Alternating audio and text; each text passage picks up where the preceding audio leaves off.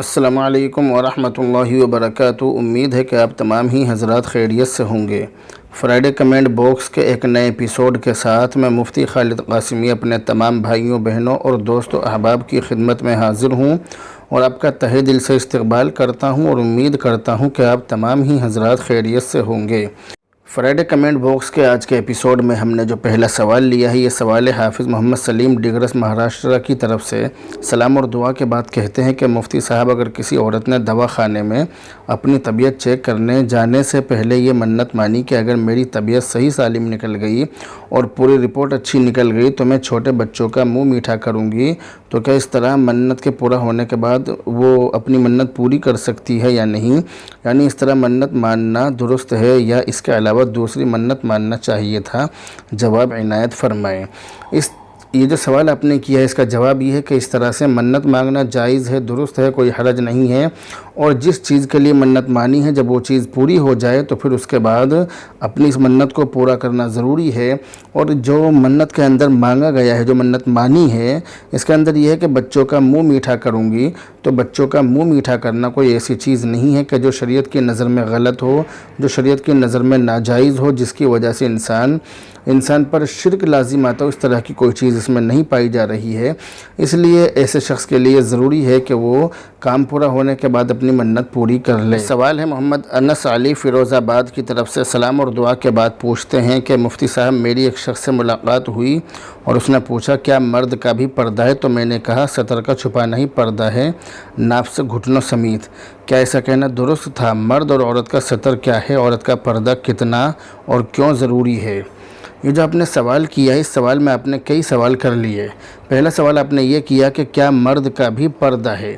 تو اس سوال کا جواب یہ ہے کہ جی ہاں، مرد کا بھی پردہ ہے۔ مرد کے لیے پردہ یہ ہے کہ وہ غیر محرم کو دیکھنے سے رک جائے۔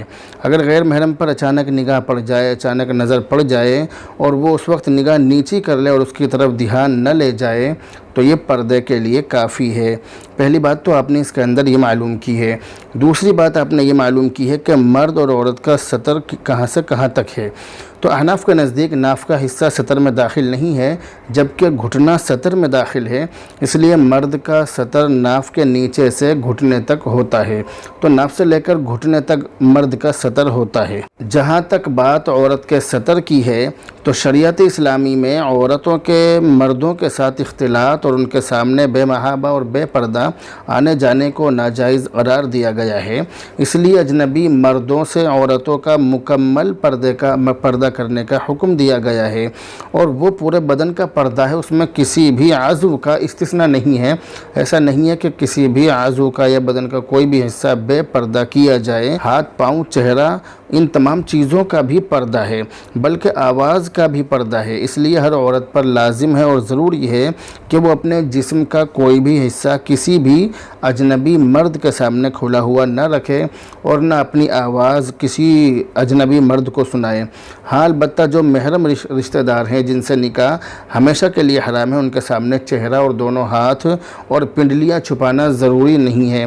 ان کے علاوہ باقی جو چیزیں ہیں وہ تمام چیزیں چھپانا ضروری ہے۔ اسی طرح سینہ اور اس کے بالمقابل پیٹھ کا حصہ اگر ضرورت کے وقت کھل جائے، بوقت ضرورت کھل جائے تو پھر اس میں کوئی حرج نہیں ہے، لیکن سینہ اور پیٹھ چھپائے رکھنا ہی بہتر ہے۔ ان کے علاوہ باقی جو اعضاء ہیں، بدن کے باقی جو حصے ہیں، ان کا محرم رشتہ داروں سے اور محرم مردوں سے بھی چھپانا ضروری ہے۔ اور نماز کے اندر عورت جب نماز کے لیے کھڑی ہو تو جتنا چہرہ وضو میں دھونا فرض ہے اور دونوں ہاتھ پہنچوں تک اور دونوں پیر ٹخنوں سے نیچے تک یعنی دونوں قدم کھلا رکھ سکتی ہے۔ یہ تین اعضاء اور تین حصے، یہ جو تین حصے ہیں، یہ نماز کی حالت میں پردے میں داخل نہیں ہیں، تو اس لیے نماز کی حالت میں ان کو کھلا رکھ سکتی ہے، لیکن نماز کے علاوہ میں بھی ان کو جو محرم رشتہ دار ہیں ان کے سامنے تو کھلا رکھ سکتی ہے، مگر اجنبی مردوں کے سامنے ان کو کھلا نہیں رکھ سکتی۔ اس بات کا خاص دھیان رکھا جائے۔ ان کے علاوہ باقی جو بدن کے حصے ہیں وہ چاہے محرم رشتہ دار ہوں، ان کے سامنے بھی نہیں کھولنے چاہیے۔ اگلا کمنٹ ہے محمد ذاکر عباسی شہید نگر کی طرف سے ان کی اہلیہ نے خواب دیکھا ہے، خواب کو میں نے تسلی سے پڑھ لیا ہے۔ اس خواب کی تعبیر یہ ہے کہ خواب دیکھنے والی کو ہلکا پھلکا مالی نقصان ہوگا، میری دعا ہے کہ اللہ تعالیٰ ان کی حفاظت فرمائے۔ اگلا کمنٹ ہے محمد انس علی فیروز آباد کی طرف سے، سلام اور دعا کے بعد پوچھتے ہیں کہ مفتی صاحب نماز میں کن کن غلطی کے لیے سجدہ سہو ہے؟ سبحان اللہ، پوری تفصیل کے ساتھ سمجھاتے ہیں۔ آپ نے جو سوال کیا ہے، آپ کا سوال بہت مختصر ہے مگر اس کا جواب بہت مفصل ہے، بہت زیادہ تفصیل طلب اس کا جواب ہے۔ نماز کے درمیان شیطان طرح طرح کے وساوس اور خیالات ڈال کر انسان کی نماز کو خراب کرنے کی کوشش کرتا ہے، اور کبھی بے خیالی میں آدمی غلطی بھی کر بیٹھتا ہے۔ بہت سی مرتبہ ایسا ہو جاتا ہے کہ انسان کا جو ذہن ہے، جو اس کے خیالات ہیں، وہ دوسری جگہ چلے جاتے ہیں، تو ایسی صورت میں انسان سے غلطیاں ہو جاتی ہیں۔ اس غلطی کی تلافی کے لیے اور اس غلطی کی معافی کے لیے اور شیطان کی کوشش کو ناکام کرنے کے لیے سجدہ سہو کا حکم دیا گیا ہے۔ تو نماز میں سجدہ سہو ان چیزوں کی وجہ سے واجب ہوتا ہے۔ اگر ان میں سے کوئی بھی چیز پائی گئی تو اس پر سجدہ سہو کرنا ایسے شخص پر واجب ہوگا۔ سب سے پہلی چیز اس کے اندر ہے کہ کسی فرض یا واجب عمل کو اپنی اصل جگہ سے مقدم کر دینا۔ مقدم کا مطلب ہے کہ جو اس کی اصل جگہ ہے اس جگہ سے پہلے اس عمل کو کرنا۔ کوئی چیز نماز میں فرض ہے یا واجب ہے تو اولاً تو سجدہ سہو کے جو مسائل ہیں ان کو سمجھنے کے لیے آپ کو نماز کے جو فرائض ہیں اور جو واجبات ہیں، جو چیزیں نماز میں فرض ہیں اور جو چیزیں واجب ہیں، چیزوں کو یاد کرنا بہت زیادہ ضروری ہے۔ اس کے بعد ہی آپ ان مسائل کو سمجھ سکتے ہیں۔ تو سب سے پہلی چیز اس کے اندر یہ ہے کہ کسی فرض یا واجب عمل کو اس کی اصل جگہ سے مقدم کر دینا۔ جیسے قرات سے پہلے رکوع کر لیا یا سورہ فاتحہ سے پہلے سورت ملا لی۔ تو اگر کسی نے قرات سے پہلے رکوع کر لیا تو یہ مثال اس چیز کی ہے کہ رکوع کرنا یہ فرض ہے، تو فرض کو قرات کے بعد کرنا چاہیے۔ رکوع قرات کے بعد ہوتا ہے، لیکن کسی آدمی نے رکوع کر لیا قرات سے پہلے، یعنی ابھی قرات نہیں کی، قرات کرنی بھول گیا اور اس نے رکوع کر لیا، تو ایسی حالت میں اس کے ساتھ میں یہ ہو گیا کہ اس نے فرض کو واجب سے پہلے کر لیا، اس نے فرض کو اس کی اصل جگہ سے پہلے کر لیا۔ فرض جو ہے، رکوع جو ہے وہ فرض ہے اور اس کی اصل جگہ قرات کے بعد ہے، لیکن انسان نے، نمازی نے اس کو اس کی اصلی جگہ سے پہلے ہی ادا کر لیا۔ ایسی صورت میں سجدہ سہو اس پر لازم ہو گیا، اس پر ضروری ہو گیا۔ اسی طرح واجب کی مثال کہ سورہ فاتحہ سے پہلے سورت ملا لی۔ کسی آدمی نے سورہ فاتحہ چھوڑ دی اور سورہ فاتحہ چھوڑ کر اس نے جو سورہ فاتحہ کے بعد سورت پڑھنی تھی وہ پہلے پڑھ لی، اس کے بعد سورہ فاتحہ پڑھی، تو سورتوں کی ترتیب اس نے پلٹ دی۔ واجب تو یہ تھا کہ پہلے سورہ فاتحہ پھر اس کے بعد کوئی سورت پڑھی جائے، لیکن کسی نے اس کا الٹا کر دیا، یعنی اس نے جو سورہ فاتحہ کے بعد جو سورت پڑھی جاتی وہ اس نے پہلے پڑھ لی، تو ایسی صورت میں اس پر سجدہ سہو واجب ہو گیا، سجدہ سہو اس کو کرنا پڑے گا۔ دوسری چیز اس کے اندر یہ ہے کہ کسی فرض یا واجب عمل کو اپنی اصل جگہ سے مؤخر کر دینا، یعنی اس کو بعد میں کرنا۔ کسی فرض یا واجب عمل کو اس کی اصلی جگہ سے مؤخر کر دینا۔ جیسے مثال کے طور پر کوئی آدمی پہلی رکعت میں سجدہ کرنا بھول گیا، ایک سجدہ کرنا بھول گیا، کوئی آدمی پہلی رکعت میں ایک ہی سجدہ اس نے کیا، وہ بھول گیا، اور اس کے بعد میں اس کو یاد آیا یا پیچھے سے کسی نے لقمہ دیا تو اس کو محسوس ہوا، اس کو یاد آ گیا کہ اس نے ایک ہی سجدہ کیا تھا۔ اب اس نے اگلی رکعت میں 3 سجدے کر لیے، 2 سجدے اسی رکعت کے اور ایک سجدہ چھوٹا ہوا جو پہلی رکعت میں اس سے چھوٹا ہے، ایک وہ سجدہ اس نے کر لیا، تو اس نے فرض کو اس کی اصلی جگہ سے آگے پہنچا دیا، مؤخر کر دیا۔ تو کسی فرض یا واجب عمل کو اس کی اصلی جگہ سے مؤخر کر دینا، اس سے بھی سجدہ سہو واجب ہو جاتا ہے۔ تو فرض کی مثال میں نے یہ دی کہ پہلی رکعت میں ایک سجدہ کرنا بھول گیا، 2 سجدوں کی جگہ ایک سجدہ کیا، تو اس نے اس سجدے کو پھر اگلی رکعت میں کیا، تو ایسی صورت میں اس نے اگلی رکعت میں 3 سجدے کر لیے، فرض کو اس کی اصلی جگہ سے پہنچا کر اگلی رکعت میں پہنچا دیا۔ ایسی صورت میں اس پر سجدہ سہو واجب ہو جائے گا۔ اور واجب کی مثال یہ ہے کہ سورہ فاتحہ سورت کے بعد پڑھ لی، تو یہ وہی چیز ہے جو میں نے پہلے نمبر میں بتلائی تھی کہ کسی فرض یا واجب کو اب ہم اس کو اس طرح سے کہہ سکتے ہیں، یعنی اس بات کو ہم ایک ہی لفظ میں یہ کہہ سکتے ہیں کہ کسی فرض یا واجب کو جو چیز فرض ہے یا واجب ہے تو کسی فرض یا واجب عمل کو اس کی اصل جگہ سے مقدم یا مؤخر کر دینا، اس سے سجدہ سہو واجب ہو جائے گا۔ تیسری چیز ہے کہ کسی فرض یا واجب کا تکرار کر لینا، جیسے مثال کے طور پہ کسی آدمی نے 2 بار رکوع کر لیا یا ایک رکعت میں 3 سجدے کر لیے، تو اس کی بھی وہی مثال ہے کہ کسی فرض یا واجب کا تکرار کرنے سے بھی انسان پر سجدہ سہو واجب ہو جاتا ہے۔ اور اس کے اندر 5ویں اور آخری چیز یہ ہے کہ کسی واجب کو ترک کر دینا، چھوڑ دینا، جیسے کسی آدمی نے تشہد نہیں پڑھا، وہ تشہد پڑھنا بھول گیا، یعنی اتحیات میں بیٹھ تو گیا لیکن اتحیات پڑھنی بھول گیا، تو ایسی صورت میں آدمی پر سجدہ سہو واجب ہو جائے گا۔ یا کسی آدمی نے سورہ فاتحہ ہی چھوڑ دی، سورہ فاتحہ نہیں پڑھی تو اس نے واجب چھوڑ دیا۔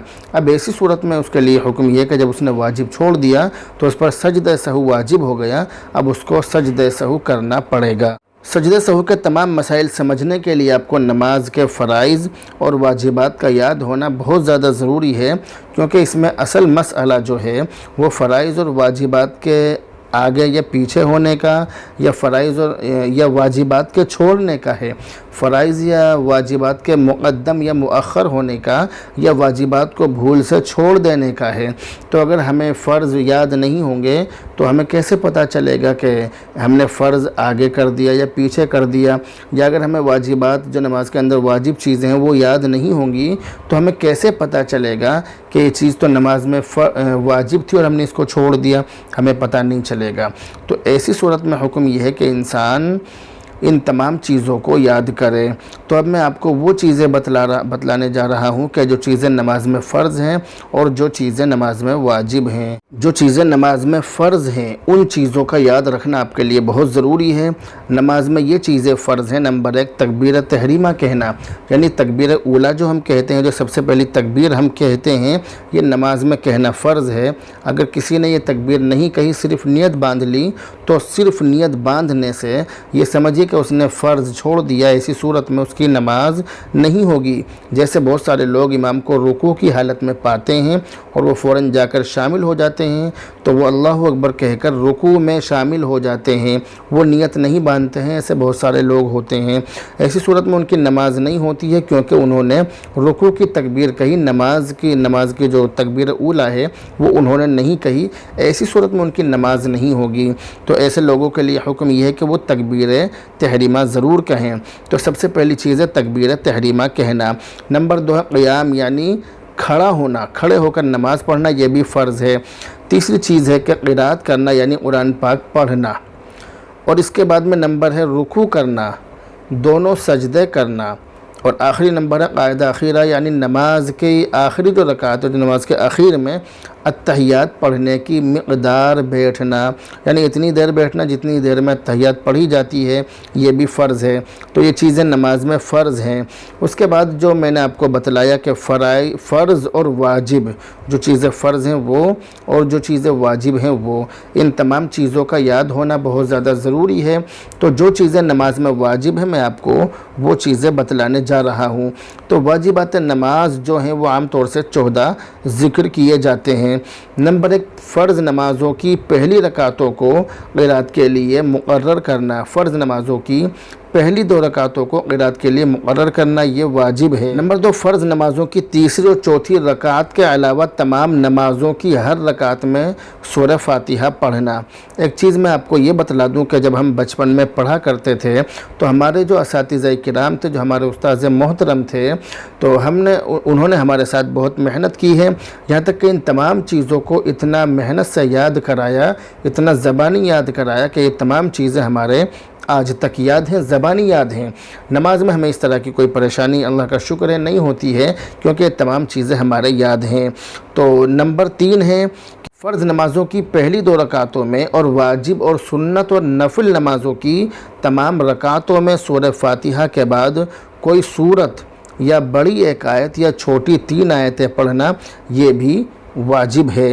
نمبر 4 سورہ فاتحہ کو سورت سے پہلے پڑھنا، یہ بھی واجب ہے۔ نمبر 5 قرات، رکوع، سجدوں اور رکعتوں میں ترتیب قائم رکھنا، قرات، رکوع، سجدوں اور रकातों में तरतीब कायम रखना ये भी वाजिब है। यानी पहले क़िरात होगी, उसके बाद रुकू होगा, फिर सजदा होगा। तो इन तमाम चीज़ों का ख्याल रखना ज़रूरी है, ये तमाम चीज़ें वाजिब हैं। अगर किसी आदमी ने इसका उल्टा कर दिया, यानी क़िरात से पहले रुकू कर लिया या रुकू से पहले सजदे कर लिए, तो इस तरह से अगर उसने इस तरह गड़बड़ी कर दी तो इस गड़बड़ी की वजह से सजदे सहू उस पर वाजिब हो जाएगा। तो ऐसी सूरत में उसके लिए हुक्म यह है कि वो सजदे सहू कर ले और इस रकात के छूटे हुए फ़र्ज़ अगली रकात में पूरे कर ले। तो इस तरह से वो नमाज पढ़ेगा। नंबर 6 क़ौमा करना, यानी रुकू से उठकर सीधा खड़ा होना। नंबर 7 जलसा, यानी दोनों सजदों के दरमियान में सीधा बैठ जाना, ये भी वाजिब है। बहुत से लोग पहले सजदे से उठते हैं और फ़ौरन दूसरे सजदे में चले जाते हैं, सीधे भी नहीं बैठते हैं, जो कि वाजिब है। इसका भी ख्याल रखना ज़रूरी है।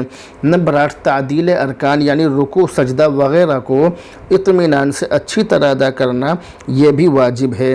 नंबर 9 कायदा उला, यानी 3 और 4 रकात वाली नमाज में 2 रकातों के बाद तशहुद की मिक़दार बैठना, ये भी वाजिब है। अगर कोई आदमी 3 या 4 रकात वाली नमाज़ों में दूसरी रकात में अत्तहियात पढ़ने की मिक़दार नहीं बैठा तो उसने वाजिब छोड़ दिया। वाजिब छोड़ने की वजह से उस पर सजदा सहू वाजिब हो जाएगा। नंबर 10 है दोनों क़ादों में तशहुद पढ़ना। दोनों क़ादों में, यानी आदमी 3 या 4 रकात वाली नमाज़ पढ़ रहा है तो ऐसी सूरत में दूसरी रकात में भी अत्तहियात पढ़नी पड़ेगी और तीसरी या चौथी जो रकात है तो जिसमें वो जो उसकी आखिरी रकात है उसमें भी उसको अत्तहियात पढ़नी पड़ेगी, ये उसके लिए वाजिब है। अगर अत्तहियात नहीं पढ़ी तो उसने वाजिब छोड़ दिया, इस वाजिब को छोड़ने की वजह से उस पर सजदे सहू वाजिब हो जाएगा। नंबर 11 इमाम को नमाज फ़ज्र, मगरिब, इशा, जुमा, ईदैन, तरावी और रमज़ान शरीफ के वित्रों में आवाज़ से क़िरात करना और ज़ोहर, असर वग़ैरह नमाज़ों में आहिस्ता पढ़ना, ये भी वाजिब है। नंबर 12 लफ्ज़ सलाम के साथ नमाज से अलहदा होना, नमाज से अलग होना, ये भी वाजिब है। नंबर 13 नमाज वित्र में दुआ क़नूत पढ़ना, ये भी वाजिब है। और 14 और आखिरी नंबर है कि दोनों ईदों की नमाज में ज़ाइद तकबीरें कहना। जो ईदों की नमाज में 6 ज़ाइद तकबीरें कही जाती हैं वो तकबीरें भी वाजिब हैं। तो ये जो चीज़ें हैं ये चीज़ें आपके याद होना ज़रूरी है। अगर ये चीज़ें आपके याद हैं तो सजदे सहू के जो मसाइल हैं वो आप अच्छी तरह से समझ जाएंगे, और अगर ये चीज़ें आपके याद नहीं हैं तो सजदे सहू के मसाइल समझना आपके लिए बहुत ज़्यादा मुश्किल हो जाएगा। इसलिए मुझे उम्मीद है कि आप मेरी इन बातों को अच्छी तरह समझ गए होंगे। अगर आप समझ गए हैं तो आप कमेंट करके हमें बताएं कि हाँ हम आपकी बातों को समझ गए हैं, तो मुझे लगेगा कि हाँ आप मेरी बातों को समझ रहे हैं। अगला जो कमेंट है ये भी इन्हीं की तरफ से है। ये मोहम्मद अनस अली फ़िरोज़ाबाद की तरफ से ये कह रहे हैं कि कसम खाना कैसा है और जो लोग बात बात पर कसम खाते हैं वो कैसे हैं, ये इन्होंने सवाल किया है। तो बात बात पर कसम खाना ये अच्छी बात नहीं है। बात बात पर कसम खाना, खामखा कसम खाना, झूठी कसम खाना, ये तमाम चीज़ें गलत हैं, ये तमाम चीज़ें अच्छी नहीं हैं। इन तमाम चीज़ों से बचना चाहिए, इन तमाम चीज़ों से बचना बेहद ज़रूरी है। अगर इस तरह का मामला हो जाए कि कसम खाए बग़ैर मामला हल ना हो, कसम खाए बग़ैर मसले का हल ना हो, तो ऐसी सूरत में तो इंसान कसम खा सकता है, उसके लिए इजाज़त है, गुंजाइश है। लेकिन अगर इस तरह का मामला ना हो तो फिर इंसान को खामखा कसम खाने से बचना चाहिए, उसको कसम नहीं खानी चाहिए। इस बात का ख़ास ध्यान रखें। अगला कमेंट शाह आलम कुरैशी की तरफ से सलाम और दुआ के बाद पूछते हैं कि अल्लाह से तौबा करते हुए दोबारा यह गलती नहीं करूँगा। बहुत से लोग ऐसा कहते हैं मगर फिर भी गलती कर देते हैं।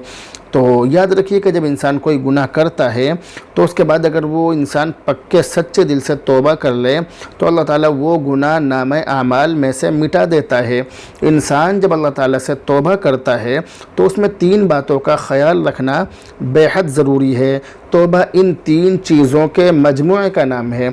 नंबर 1 जो गलती और गुनाह सरजद हुआ है उस पर नदामत और शर्मिंदगी हो, पशेमानी और दिल शकिस्तगी हो। जो उसने गुनाह किया उस पर उसे बहुत ज़्यादा शर्मिंदगी हो कि मुझसे ये गुनाह हो गया, यह गलती हो गई। इस बात पर आदमी बहुत ज़्यादा नादिम हो, बहुत ज़्यादा शर्मिंदा हो, अपने आप को बहुत ज़्यादा गुनाहगार समझे कि मुझसे ये बहुत बड़ी गलती हो गई। दूसरी चीज़ ये है नंबर 2 कि जो गुनाह सरजद हुआ है, उससे जो गुनाह हुआ है उसको फ़िलहाल छोड़ दे, उसको फ़ौरन छोड़ दे। जो गुनाह उससे हुआ है उसको फ़ौरन छोड़ दे। ये नहीं कि चलो एक दो बार और कर लो, कोई बात नहीं, तौबा तो हम कर रहे हैं या कर लेंगे, एक दो बार और कर लो, तो इस तरह का मामला नहीं होना चाहिए, बल्कि उसको फ़ौरन छोड़ दे। नंबर 3 है कि आइंदा गुनाह न करने का आज़्म कामिल और पक्का इरादा हो। आइंदा के लिए ये पक्का इरादा कर ले कि मैं कभी गुनाह नहीं करूँगा, और ये जो गुनाह है ये तो मैं बिल्कुल भी नहीं करूँगा। आइंदा के लिए बिल्कुल पक्की सच्ची तौबा कर ले। जब ये 3 चीज़ें जमा हो जाएं तो आप समझ लीजिए कि उस इंसान की तौबा मुकम्मल हो गई, और जब उसने तौबा कर ली तो वो शख्स गुनाहों से बिल्कुल पाक साफ़ हो गया। इस तरह पाक साफ़ हो गया जैसे अपनी माँ के पेट से आज ही निकला हो, जैसे उसने आज ही जन्म लिया हो।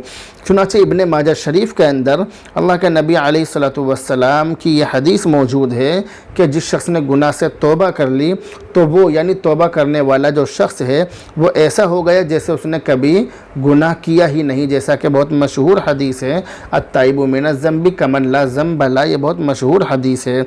तो इसके अंदर सिर्फ ये नहीं है कि उसकी तौबा अल्लाह ताला ने कबूल कर ली और नामा आमल में ये लिख दिया कि इसने फ़ला गुनाह किया था, वो गुनाह माफ़ कर दिया गया, इसने फ़ला गुनाह किया था, फ़ला गलती इससे हो गई थी, फ़ला गुनाह सरजद हो गया था, हमने इसका वो गुनाह माफ़ कर दिया।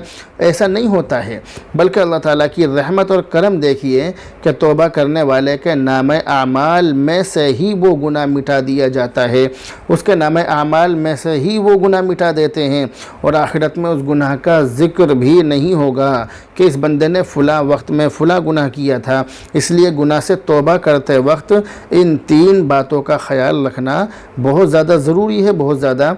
इसके अंदर इस बात को याद रखें कि ये बहुत इस यानी तौबा करने के ये 3 चीज़ें जो हैं ये तौबा का मजमुआ है। अगला कमेंट इन्होंने किया है कि बाल्मीकि औरत से ज़िना करने से नापाकी कभी ख़त्म नहीं होती, मैंने ऐसा 15 साल की उम्र में सुना था।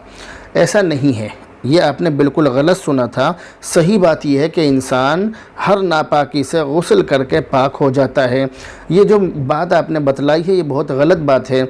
इसके बारे में हमने लोगों के अंदर इस तरह की भी बातें सुनी हैं। लोगों के अंदर ये बात मशहूर है कि अगर किसी ने बाल्मीकि औरत यानी चमारन, इसको हम कह सकते हैं, चमारन औरत से यानी बाल्मीकि से अगर किसी ने ज़िना कर लिया, किसी ने बाल्मीकि औरत से हरामकारी कर ली, तो वो कच्ची ईंट लेकर उस पर गुस्ल करे, यहाँ तक कि जब तक वो कच्ची ईंट घुल ना जाए उस वक्त तक वो गुस्ल करता रहेगा, तब जाकर जब वो घुल जाएगी तो ये पाक हो जाएगा। इस तरह की भी बातें हैं, तो ऐसा नहीं है, ये बातें बिल्कुल गलत हैं। अभी कल ही मुझसे एक साहब ने ये मालूम किया कि अगर किसी शख्स ने हालत हैज़ में यानी माहवारी के दिनों में अपनी बीवी से सोहबत कर ली तो क्या वो सोहबत करने वाला शख्स कभी भी पाक नहीं होगा? तो मैंने कहा कि ऐसा नहीं है, ये बात बिल्कुल गलत है। तो बात दरअसल ये है कि आदमी किसी भी हालत में किसी भी नापाकी में मुलव्विस हो, मुब्तला हो, या किसी भी नापाकी में वो नापाक हो गया हो, आदमी हर नापाकी से पाक हो जाएगा। अच्छी तरह से गुस्ल कर ले, गुस्ल करने के बाद वो पाक हो जाएगा, इसमें कोई हरज नहीं है। लेकिन चमारन से ज़िना करना, चमारन से हरामकारी करना, बाल्मीकि औरत से हरामकारी करना, ये बहुत बड़ा गुनाह है, बहुत बड़ा गुनाह है, ये हराम है। और जो मुसलमान औरत है उससे भी ज़िना करना हराम है। यानी ज़िना तो खैर ज़िना है, हराम है, ज़िना तो हराम है, लेकिन वो इंसान कितना बदबख्त होगा जो दूसरे धर्म के लोगों, दूसरे धर्म की औरतों से, और वो भी बाल्मीकि औरत से। बाल्मीकि तो हमारे यहाँ पर भंगन को कहते हैं, हाँ बाल्मीकि भंगन को कहते हैं, वो चमारन अलग चीज़ है। तो बाल्मीकि औरत से अगर किसी ने ज़िना कर लिया तो वो आदमी भी पाक हो जाएगा, ऐसा नहीं है। लेकिन बहरहाल ज़िना तो ज़िना है, गुनाह तो गुनाह है, गुनाह से तो बचना चाहिए। और हैज़ की हालत में अपनी बीवी से अगर किसी आदमी ने सोहबत कर ली तो वो भी पाक हो जाएगा, ऐसा नहीं है। लेकिन हैज़ की हालत में बीवी से सोहबत करना, हम बिस्तरी करना बिल्कुल हराम है, जैसा कि कुरान करीम के अंदर साफ़ तौर से लिखा है, वयसअलूनका अनिल महीज़ कुल हुवा अज़न फ़अतज़िलुन निसा फ़िल महीज़। फ़अतज़िलुन निसा फ़िल महीज़ का माना है कि हैज़ की हालत में औरतों से अलग रहो, उनसे दूर रहो, उनसे दूरी बना कर रखो। इससे मुराद ये है कि उनसे सोहबत न करो। तो आपने जो ये बातें मालूम की हैं ये बातें गलत हैं, मन घड़त हैं, इन बातों का शरीयत से कोई ताल्लुक़ नहीं है, शरीयत से इन बातों का कोई लेना देना नहीं है। अगला कमेंट है हकीम अब्दुल गफ़्फ़ार की तरफ से। सलाम और दुआ के बाद कहते हैं कि मेरे वालिद का 13 फरवरी को असर के वक्त इंतकाल हुआ था, वालिदा की इद्दत कब पूरी होगी? یہ جو آپ نے سوال کیا اس سوال کے بارے میں، اس سوال کا جواب ہماری ویڈیو اس کے بارے میں یوٹیوب پر موجود ہے، عدت کا طریقہ، مفتی خالد قاسمی اس نام سے آپ ڈھونڈ سکتے ہیں، عدت کا طریقہ مفتی خالد قاسمی، تو اس کے اندر تمام ہی چیزیں بتلائی گئی ہیں۔ اس کے اندر تھوڑی سی تفصیل یہ ہے کہ آپ نے جو معلوم کیا، اس کے اندر ہلکی سی تفصیل یہ ہے کہ اگر کسی شخص کا انتقال چاند کی پہلی تاریخ کو ہوا، تو اگر چاند کی پہلی تاریخ کو کسی کا انتقال ہوا تو ایسی صورت میں اس عورت کی عدت، جس شوہر کا انتقال ہوا اس کی عورت کی عدت 4 مہینے 10 دن کی ہے، یعنی اس عورت کو 4 مہینے 10 دن عدت گزارنی پڑے گی۔ جس عورت کے شوہر کا انتقال چاند کی پہلی تاریخ کو ہوا تو اس عورت کو عدت 4 مہینے 10 دن گزارنی پڑے گی۔ اب اگر کوئی مہینہ 29 کا ہو تو وہ 29 کا یعنی وہ پورا ہی مہینہ مانا جائے گا۔ بہت سی مرتبہ ایسا ہوتا ہے کہ چاروں مہینے، ایک مثال دے رہا ہوں، ایسا ہوتا نہیں ہے لیکن ایک مثال دے رہا ہوں کہ اگر چاروں ہی مہینے 29 کے ہوئے تو 4 مہینے 10 دن کے 126 دن بیٹھیں گے، یعنی 126 دن بیٹھیں گے تو 126 دن پورے ہوتے ہی اس عورت کی عدت پوری ہو جائے گی۔ اس کے بالمقابل اگر کسی عورت کے شوہر کا انتقال چاند کی پہلی تاریخ کے علاوہ کسی اور تاریخ کو ہوا ہو تو ایسی صورت میں اس عورت کے لیے حکم یہ ہے کہ اس کی عدت 4 مہینے 10 دن نہیں بلکہ پورے 130 دن ہوگی، یعنی 1 2 3 4 5 اس طرح سے وہ عورت 130 دن گنے گی اور 130 دن مکمل ہونے کے بعد اس کی عدت پوری ہو جائے گی۔ اس سلسلے میں ہمارے یہاں پر ایک غلط فہمی یہ پائی جاتی ہے، ہماری جو ماں بہنیں ہیں اور بہت سے گاؤں کے اندر بھی جو عورتیں ہیں وہ یہ سمجھتی ہیں کہ جس وقت شوہر کو قبر میں اتارا جاتا ہے اس وقت عورت کی عدت شروع ہوتی ہے۔ عورت کی عدت شوہر کے قبر میں اتارے جانے سے شروع ہوتی ہے، ایسا ہمارے یہاں پر بہت سارے لوگ سمجھتے ہیں، جبکہ ایسا نہیں ہے۔ عورت کی جو عدت ہے وہ شوہر کے سانس نکلتے ہی پوری ہو جاتی ہے، شوہر کا دم نکلتے ہی عورت کی عدت شروع ہو جاتی ہے۔ اب مثال کے طور پر بہت سی مرتبہ ایسا ہوتا ہے کہ شوہر کا انتقال مثال کے طور پر صبح کے وقت میں ہوا اور اس کا دفنہ رات میں ہوا، تو کیا عورت کی عدت رات سے شروع ہوگی؟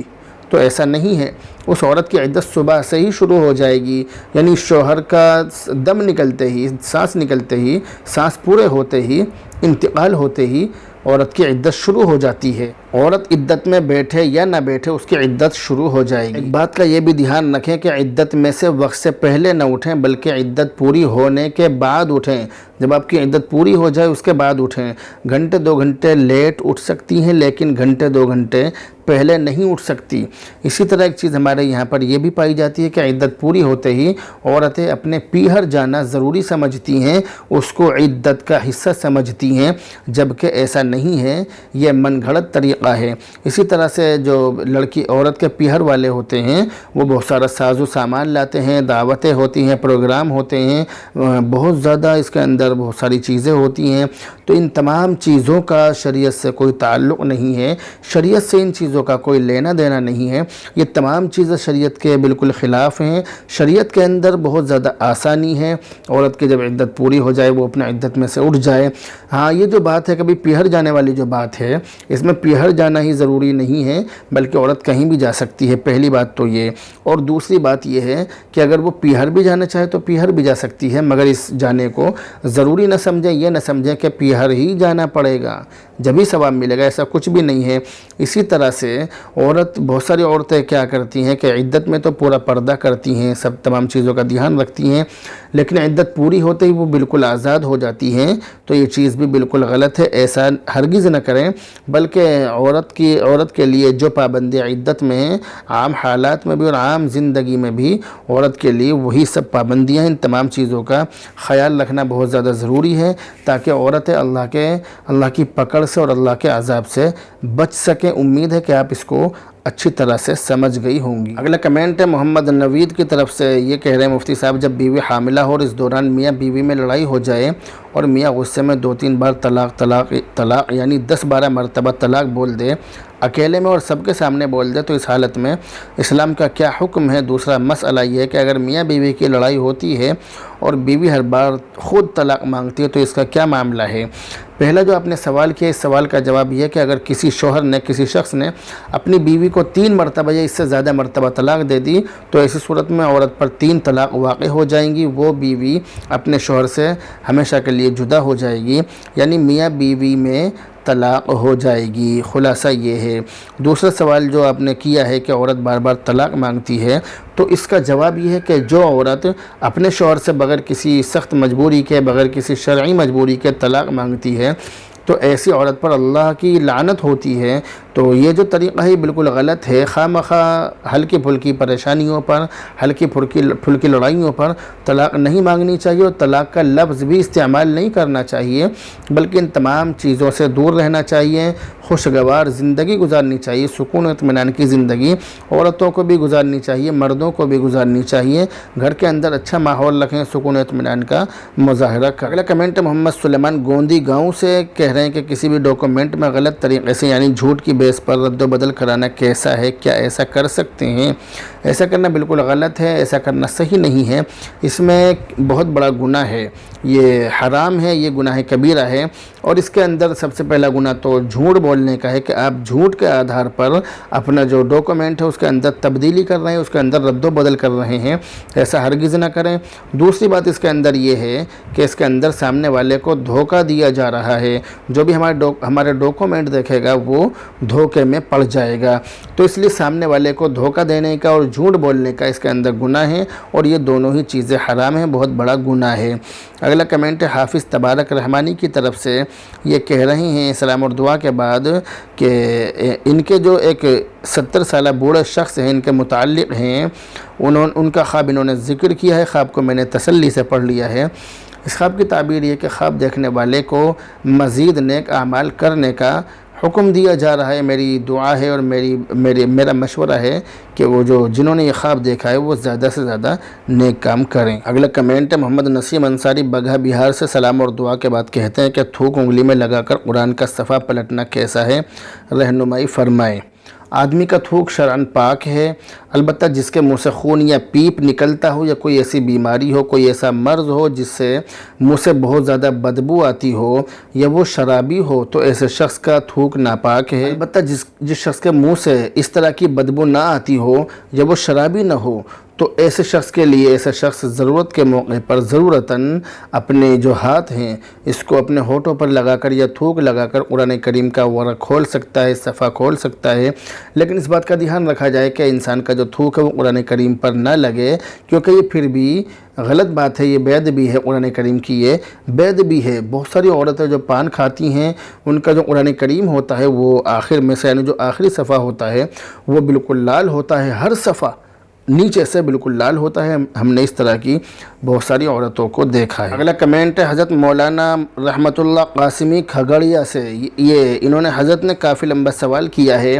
کہہ رہے ہیں کہ کمیٹی کی شکل یوں ہوتی ہے کہ مثلاً 10 افراد 10 ماہ کے لیے آپس میں یہ طے کرتے ہیں کہ ہر ماہ ہر ایک پر 5-5 ہزار روپے جمع کرنا لازمی ہے، اور جمع ہونے کے بعد جمع شدہ روپے کی ڈاک لگایا جاتا ہے۔ ڈاک گھٹانے میں لگایا جاتا ہے، مثلاً ایک آدمی جمع شدہ 50 ہزار میں 5 ہزار گھٹا کر 45 ہزار لینے پر راضی ہوا، اور دوسرا آدمی 6 ہزار گھٹا کر 44 ہزار لینے پر راضی ہوا، تو آخر ذکر آدمی کو وہ پیسے دیے جاتے ہیں، اور جس کے حصے میں ایک مرتبہ ڈاک آ گیا دوبارہ وہ ڈاک نہیں لگا سکتا ہے۔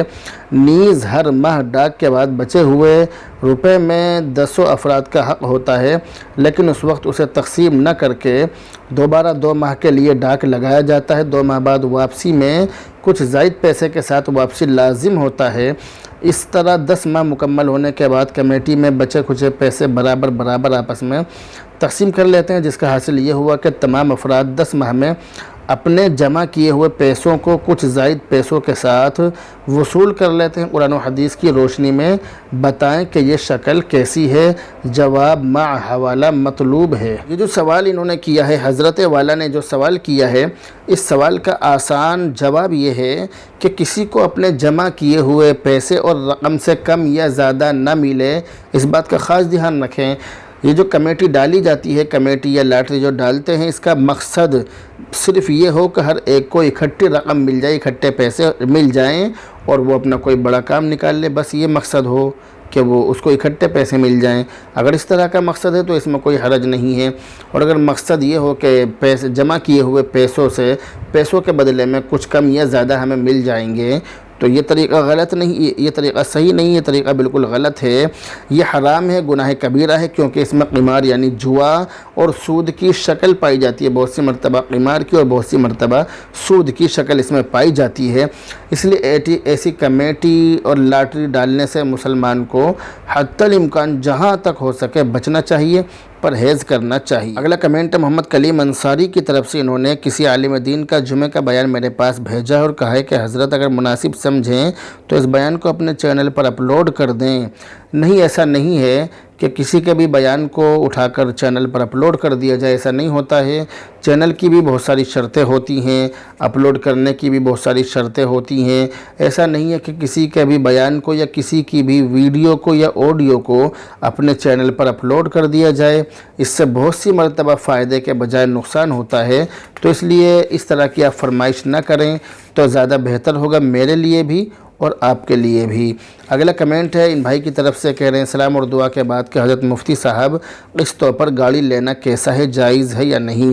یہ جو آپ نے سوال کیا، اس سوال کا جواب فرائیڈے کمنٹ باکس کے ایپیسوڈ نمبر 94 میں اور ڈیلی سوال و جواب کے ایپیسوڈ نمبر 99 میں دیا جا چکا ہے، آپ وہاں پر تسلی سے دیکھ سکتے ہیں۔ اگلا کمنٹ ہے نور عالم انصاری کی طرف سے، سلام اور دعا کے بعد کہتے ہیں کہ حضرت اگر زمین لینے میں پیسہ قرض ہو گیا ہو تو کیا قربانی واجب ہوگی؟ جس شخص پر قرض ہو، چاہے وہ زمین خریدنے کی وجہ سے قرض ہوا ہو یا کسی اور وجہ سے قرض ہوا ہو، تو ایسے شخص پر قربانی واجب نہیں ہے۔ لیکن ہاں، اگر اس پر جو قرض ہے اس قرض سے الگ اگر اتنی مالیت ہے کہ جس کی موجودگی میں قربانی واجب ہو جاتی ہے تو ایسے شخص پر قربانی واجب ہے۔ اسی طرح اگر شوہر پر قرض ہو مگر بیوی پر مالیت ہو یا زیور ہو تو ایسی صورت میں اگرچہ شوہر پر قربانی واجب نہیں ہے مگر ایسی صورت میں بیوی پر قربانی واجب ہو جائے گی۔ اسی طرح سے اگر شوہر کے اوپر قرض ہے لیکن قرض سے الگ اتنی مالیت ہے کہ جس کی قیمت 52.5 تولہ چاندی ہو تو ایسی صورت میں بھی شوہر پر قربانی واجب ہو جائے گی۔ اب اگر آپ یہ معلوم کرنا چاہتے ہیں کہ قربانی کس پر واجب ہے تو اس کا جواب یہ ہے کہ جس شخص کے پاس 52.5 تولہ چاندی ہو یا اتنی مالیت ہو، کسی بھی اعتبار سے اتنی مالیت ہو، چاہے زیور ہوں، برتن ہوں، ضرورت سے زیادہ کچھ بھی چیز ہو، اتنی ہو کہ جس کی قیمت 52.5 تولہ چاندی کی قیمت کو پہنچ رہی ہو، تو ایسی صورت میں ایسے شخص پر قربانی واجب ہو جائے گی۔ اگلا کمنٹ ہے محمد طاہر پھپونڈا کی طرف سے، سلام اور دعا اور خیریت وغیرہ معلوم کرنے کے بعد کہتے ہیں کہ اللہ آپ کو دنیا اور آخرت میں کامیابی دے۔ جی، آپ سے اس حدیث کے بارے میں معلومات چاہیے کہ یہ حدیث اس تبلیغی جماعت سے تعلق رکھتی ہے کہ یہ حدیث اس جماعت کے لیے ہے۔ حدیث یہ ہے کہ حضرت ابو بکر رضی اللہ عنہ سے روایت ہے کہ رسول اللہ صلی اللہ علیہ وسلم نے ارشاد فرمایا کہ جو شخص اس کلمے کو قبول کر لے جس کو میں نے اپنے چچا ابو طالب پر ان کے انتقال کے وقت پیش کیا تھا اور انہوں نے اسے رد کر دیا تھا، وہ کلمہ اس شخص کے لیے نجات کا ذریعہ ہے۔ رواہ احمد۔ اس حدیث کا مطلب یہ ہے کہ اس حدیث کے اندر اللہ کے نبی علیہ الصلوۃ نے ارشاد فرمایا کہ جس شخص نے کلمہ لا الہ الا اللہ پڑھ لیا اور اس کے تقاضوں پر عمل کر لیا تو وہ شخص جنت میں جائے گا۔ یاد رکھیے کہ اس حدیث کے اندر کہیں بھی تبلیغی جماعت کا یا کسی اور جماعت کا ذکر نہیں ہے اور یہ تبلیغی جماعت یا کسی بھی جماعت کے متعلق نہیں ہے، بلکہ یہ حدیث عام ہے ہر اس شخص کے لیے کہ جو کلمہ طیبہ لا الہ الا اللہ پڑھے اور اس کے تقاضوں پر عمل کرے تو وہ شخص جنت میں جائے گا۔ اس کے اندر کوئی اس طرح کی بات نہیں ہے۔ اشاروں میں اور اشارہ اور کنایہ میں بھی اس کے اندر تبلیغی جماعت کا ذکر نہیں ہے، اس لیے اس کو اس طرح سے کسی چیز سے جوڑنا، کسی چیز کی طرف اس کی نسبت کرنا، یہ طریقہ صحیح نہیں ہے۔ اگلا کمنٹ ہے قاری حفظ الرحمان کھجوری ضلع میرٹھ کی طرف سے، سلام اور دعا کے بعد پوچھتے ہیں کہ مفتی صاحب اگر کوئی شخص اپنے گھر کے سارے پیسے لے کر بیرون ملک جماعت میں چلا جائے اور بیوی بچوں کو پریشان چھوڑ جائے، بعد میں اس کے بچے صدقہ فطرہ کھائیں، محنت مزدوری کریں تو کیا حکم ہے؟ اور ایک مسئلہ یہ ہے کہ کوئی شخص اپنے گھر کا سارا بھینس بکری یا کچھ پیسہ اکٹھا کر کے اور بیرون ملک جماعت میں چلا جائے، اس طرح ایک ایسا مسئلہ ہے، اور اپنی بچوں کو پریشانی یہاں بعد میں جو ہے بیوی بچے صدقہ فطرہ کھائیں یا مزدوری کرتے پھریں، تو یہ کس طرح صحیح ہے یا نہیں؟ بہتر ہے جانا اس طرح جماعت۔ آڈیو آپ نے اچھی طرح سن لی ہے اور سنانے کا مقصد یہ ہے کہ بہت سارے لوگوں کے ذہنوں میں یہ بات ہو سکتی ہے کہ یہ سوال میں نے اپنی طرف سے بنایا اور اپنی طرف سے بنا کر آپ کے سامنے پیش کیا، تو اس لیے میں نے ضروری سمجھا کہ آپ کو اس کا آڈیو بھی سنا دیا جائے، کیونکہ بہت سارے لوگ جو تبلیغی جماعت سے تعلق رکھتے ہیں یا کسی بھی جماعت سے تعلق رکھتے ہیں تو ان کے ذہنوں میں یہ بات پیدا ہو سکتی ہے کہ یہ میں نے اپنی طرف سے سوال بنایا ہو، تو ایسا نہیں ہے۔ اس لیے میں نے ضروری سمجھا کہ اس کو سنا دیا جائے۔ یاد رکھیے کہ تبلیغی جماعت میں جانا بہت اچھی بات ہے۔ تبلیغی جماعت میں جانا اتنا اچھا کام ہے کہ اس سے لوگوں کی اصلاح ہوتی ہے، جانے والے کی بھی، اور اس کی برکت سے دوسرے لوگوں کی بھی اصلاح اس سے ہوتی ہے، مگر اس کے ساتھ ساتھ بیوی بچوں کے نان نفقے کا انتظام کرنا اور ان کا خیال رکھنا لازم اور ضروری ہے۔ ایسی صورت میں اگر انسان کے پاس میں اس طرح کے حالات نہ ہوں کہ وہ تبلیغی جماعت میں جانے کے لیے تو اس کے پاس انتظام ہو، مگر گھر والوں کے لیے انتظام نہ ہو، یعنی ایک ہی جگہ کا خرچ برداشت کر سکتا ہے، یا تو تبلیغی جماعت کا یا گھر والوں کا۔ ایسی صورت میں تبلیغی جماعت میں جانے کے بجائے اپنے ہی علاقے میں رہ کر کام کرتا رہے، تبلیغی جماعت میں خوب محنت سے کام بھی کرے اور اپنے بیوی بچوں کے کھانے پینے کا نان نفقے کا انتظام بھی کرتا رہے، اور اپنے علاقے میں جو روزانہ کے جو مسائل ہیں، جو روزانہ کے گشت ہیں، آداب گشت ہے، اور اس کے علاوہ جو روزانہ کی تعلیم ہے، ہفتہ واری گشت ہے، روزانہ کی تعلیم ہے، اور اسی طرح ہر ہفتے شب بیداری ہے، تو ان تمام چیزوں کا خیال رکھتا رہے، گھر میں بھی تعلیم کرتا رہے، تو ان تمام چیزوں کو کرنے کے ساتھ ساتھ اپنے بیوی بچوں کے نان نفقے کا، ان کے کھانے پینے کا، ان کے خرچے کا خیال رکھتا رہے، تو اس طرح کرنے سے گھر میں فاقہ کشی کی اور صدقہ فطرہ کھانے کی اور بچوں کو محنت مزدوری کرنے کی نوبت نہیں آئے۔ اگر وہ اس طرح کرے گا تو یہ اس کے لیے زیادہ بہتر ہے۔ تبلیغ ایک بہت اچھا عمل ہے، اس سے انسان کی اصلاح ہوتی ہے، لیکن شریعت نے انسان پر بال بچوں کی بھی ذمہ داری رکھی ہے، ان کے اخراجات کا، ان کے خرچے کا بندوبست کرنا بھی انسان کے لیے ضروری ہے۔ اگر تبلیغ میں جانے سے ان کے خرچوں کا انتظام، ان کے خرچے کا اور ان کے اخراجات کا انتظام نہیں ہوتا ہے تو فی الحال گھر سے باہر نہ جائیں، ہفتے واری اعمال میں جڑتے رہیں۔ اسی طرح اگر کوئی شخص ضروریات دین کا علم حاصل کر چکا ہے اور مزید تبلیغ میں وقت لگانا چاہتا ہے تو بیوی سے اخلاقاً اجازت لے لے، لیکن اس میں بھی شرط یہ ہے کہ ان کے کھانے پینے کا انتظام ضرور کرے، یہ سب سے مین چیز ہے۔ اور اگر 4 مہینے سے زیادہ کا ارادہ ہے تو پھر بیوی سے اجازت لینا ضروری ہے، مگر جانے سے پہلے جتنے دن وہ باہر رہے گا اتنے دنوں کا اپنے گھر کا، بیوی بچوں کے کھانے پینے کا، نان نفقے کا انتظام کرنا اس کے لیے بہت زیادہ ضروری ہے۔ تو بہرحال خلاصہ یہ ہے کہ تبلیغی جماعت کا جو کام ہے یہ بہت اچھا، قابل تعریف اور بابرکت ہے، مگر یہ تبھی بابرکت ہے جب اپنے اکابر کے بتلائے ہوئے طریقے کے مطابق کیا جائے اور شریعت اسلامیہ کی روشنی میں کیا جائے۔ اگر اس سے ہٹ کر کیا جائے گا تو فائدے کے بجائے نقصان اور برکت کے بجائے بے برکتی ہوگی۔ اور حضرت قاری صاحب نے جس شخص کا ذکر کیا ہے اپنے علاقے میں، انہوں نے کسی شخص کے حالات دیکھنے کے بعد ہی اس کا ذکر کیا ہے، تو اس کا یہ خود کا عمل ہے۔ جو تبلیغ جماعت کے جو اکابر ہیں وہ ایسا نہیں کہتے کہ اپنے بیوی بچوں کو فاقہ کشی کی حالت میں چھوڑ کر تبلیغی جماعت میں چلے جاؤ۔ ہمارے تبلیغی جماعت کے اکابر اس طرح کی بات نہیں کہتے ہیں۔ ہمارے تبلیغی جماعت کے اکابر جو ہیں وہ وہی بات کہتے ہیں جو قرآن و حدیث کی بات ہوتی ہے، اور قرآن و حدیث کی بات یہ ہے کہ تبلیغ بھی کرتے رہیں اور اپنے بیوی بچوں کے کھانے پینے کا بھی انتظام کرتے رہیں۔ اگلا سوال قاری حفظ الرحمان صاحب نے یہ کیا ہے کہ جیسے ہم فرض نماز پڑھا رہے ہیں اور غلطی سے پہلی رکعت میں بیٹھ گئے تو ایک رکن کی مقدار بیٹھنے کے بعد سجدہ سہو واجب ہوگا یا تسلی سے بیٹھنے کے بعد؟ صحیح حکم کیا ہے ضرور بتلائیں۔ اس سوال کا جواب یہ ہے کہ اگر پہلی رکعت میں بیٹھتے ہی مقتدی نے لقمہ دے دیا اور فوراً کھڑے ہو گئے، کہ اتنی جلدی کھڑے ہو گئے کہ 3 مرتبہ سبحان اللہ سبحان اللہ سبحان اللہ کہنے کی مقدار دیر نہیں ہوئی، تاخیر نہیں ہوئی، تو سجدہ سہو واجب نہیں ہوگا۔ ایسی صورت میں سجدہ سہو کے بغیر نماز درست اور صحیح ہو جائے گی۔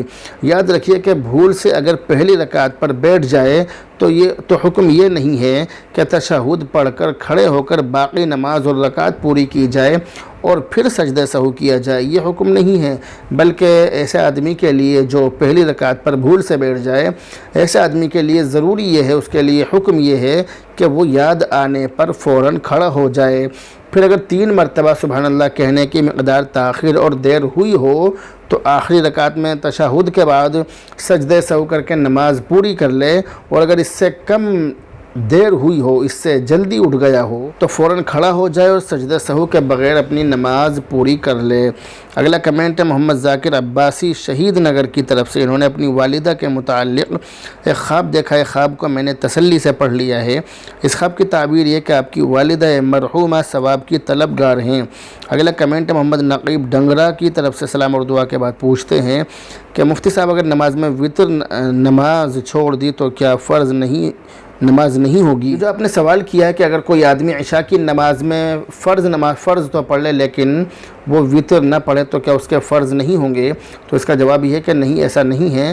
اگر کوئی آدمی عشاء کی نماز میں صرف فرض پڑھ لے، وتر نہ پڑھے تو بھی اس کی نماز ہو جائے گی۔ ایسی صورت میں نماز بالکل بلا کراہت صحیح ہو جائے گی، لیکن ہاں وتر چھوڑنے کا گناہ اس کو بہرحال ہوگا۔ اگلا کمنٹ رستم علی حسین کی طرف سے۔ انہوں نے اجگر کے متعلق ایک خواب دیکھا ہے، خواب کو میں نے تسلی سے پڑھ لیا ہے۔ اس خواب کی تعبیر یہ ہے کہ خواب دیکھنے والے کے جو انکل کا بیٹا ہے جو خواب میں دیکھا ہے وہ کسی مصیبت اور پریشانی کا شکار ہو سکتا ہے۔ میری دعا ہے کہ اللہ تعالیٰ ان کی حفاظت فرمائے۔ اگلا کمنٹ مہدی حسن کی طرف سے کریں ماشاءاللہ مفتی صاحب السلام علیکم۔